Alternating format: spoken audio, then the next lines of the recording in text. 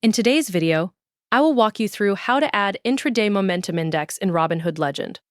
First, go to Robinhood Legend and make sure you are on the main chart screen where all chart tools and indicators are available.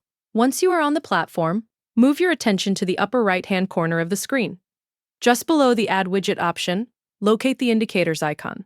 When you find the Indicators icon, click on it to open the Indicators menu. Inside the menu, select Add Indicator to continue.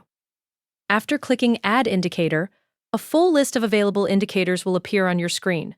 From here, scroll through the list to locate Intraday Momentum Index, or use the search box to find it faster. If you choose to use the search box, click on it and type IMI. When Intraday Momentum Index appears in the results, click on it to add it directly to your chart. Once selected, the Intraday Momentum Index indicator will automatically be applied to your chart layout. After it is added, you will see it displayed on your chart area. At this point, confirm that the indicator is visible and active before moving forward. Take a moment to zoom in or adjust your chart view so you can clearly see how the indicator is behaving in real time. Next, proceed to adjust the indicator settings if needed. Locate the Settings option associated with the Intraday Momentum Index indicator. Click on Settings to open the Customization panel. Inside the Settings menu, review the available options for configuring the indicator. Make any adjustments you need based on your preferred chart setup.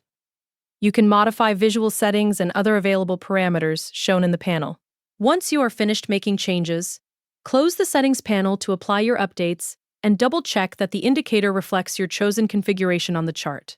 The Intraday Momentum Index indicator will remain active on your chart with your selected configuration applied.